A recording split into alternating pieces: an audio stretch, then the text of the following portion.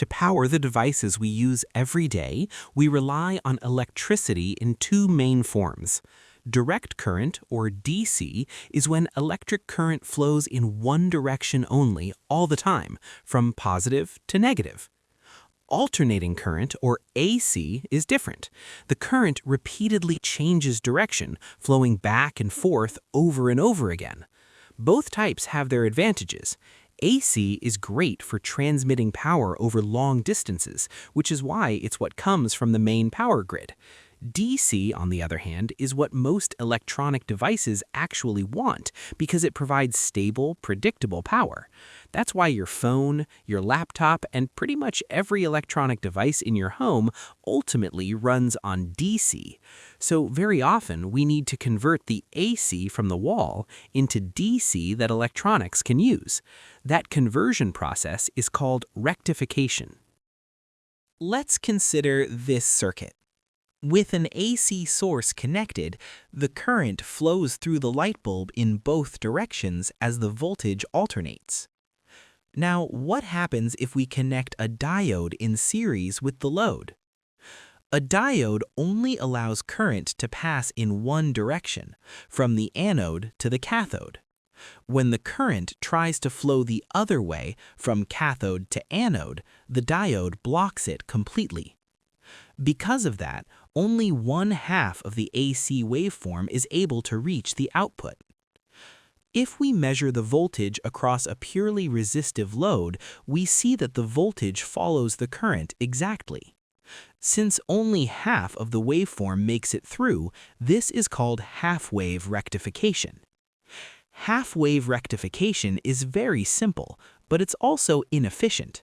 For half of every cycle, the current is zero, which means a large portion of the available power is wasted.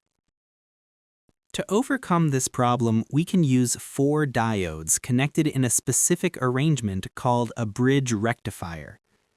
Take a moment to notice the 4 connection points labeled A, B, C, and D. The AC source is connected to points A and C, and the load is connected across points B and D. Now let's look at what happens during the positive half cycle of the AC input. In this case, diodes AB and DC become forward biased, so they conduct current. At the same time, diodes AD and BC are reverse biased and block current. Next, let's flip the polarity and look at the negative half cycle. When the voltage reverses, diodes AD and BC become forward biased and conduct, while diodes AB and DC become reverse biased and turn off. Here's the most important thing to notice. In both cases, the current through the load flows in the same direction. So even though the source current keeps alternating back and forth, the load current is forced to flow one way only. This is called full wave rectification.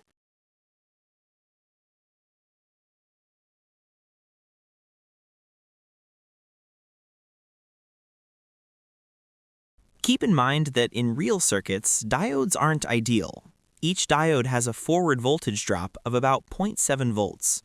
Since a bridge rectifier uses 2 diodes in series during conduction, the total voltage drop is about 1.4 volts. That means the output voltage peak is always roughly 1.4 volts lower than the input peak.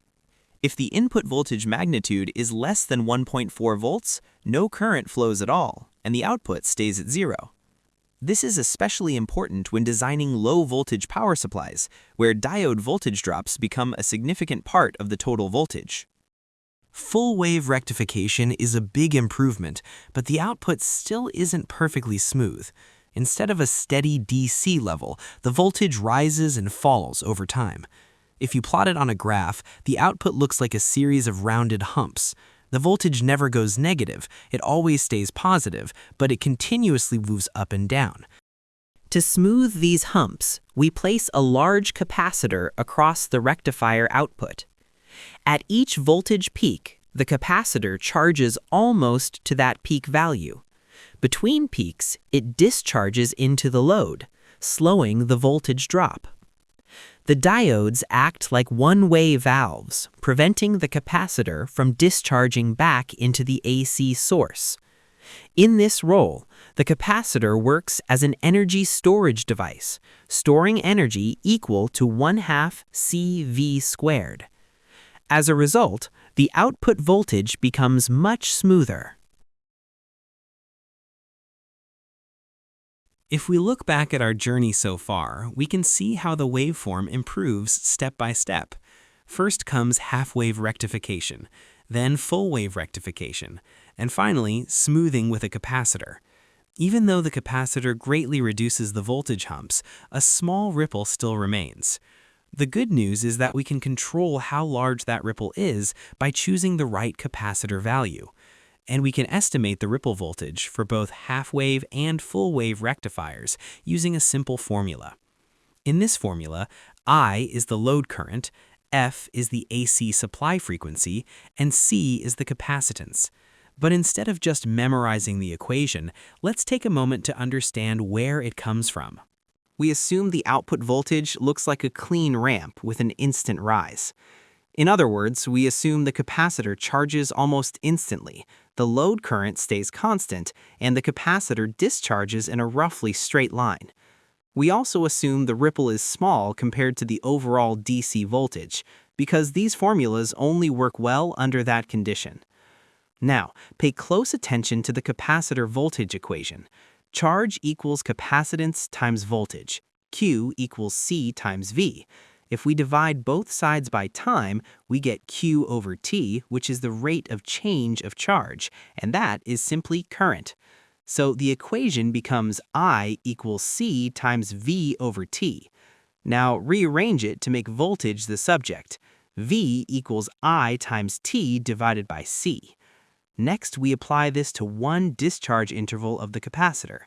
The change in voltage during this time is exactly the ripple voltage, and the discharge time can be written as 1 over the ripple frequency. So, the ripple voltage is approximately I divided by C times the ripple frequency. It's important to remember that this frequency is the ripple frequency, not necessarily the original AC frequency. For half-wave rectification, the ripple frequency is the same as the AC source frequency. For full-wave rectification, the ripple frequency is twice the AC source frequency, because both halves of the AC waveform contribute to the ripple.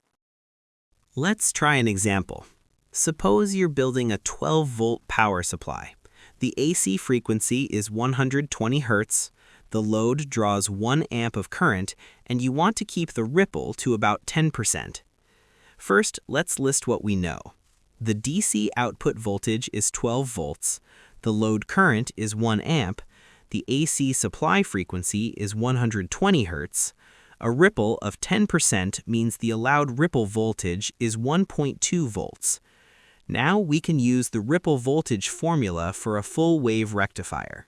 The required capacitance is approximately the load current divided by the ripple frequency times the ripple voltage. Now plug in the numbers. C is approximately 1 amp divided by 240 Hz times 1.2 volts. That works out to about 0.0034 farads, or roughly 3,400 microfarads. So in practice, you'd choose a nearby standard value, like 3,300 or 4,700 microfarads, to keep the ripple close to 10% and get a smoother DC output. If you don't have a specific ripple target and just want a good enough filter for a basic project, many hobbyists use a simple rule of thumb. Use about 2,000 microfarads of capacitance for every 1 amp of load current. So for a 1 amp load, a 2,200 microfarad capacitor, a very common standard value, is often a great starting point. More sensitive electronics, however, usually need a larger capacitor or an additional voltage regulator to achieve a truly stable output. That's the end of this lesson. If this video helped you understand rectification a little better and you'd like to support the channel, consider checking out my Patreon. Your support helps keep these videos going and allows me to spend more time creating clear, in-depth science content like this.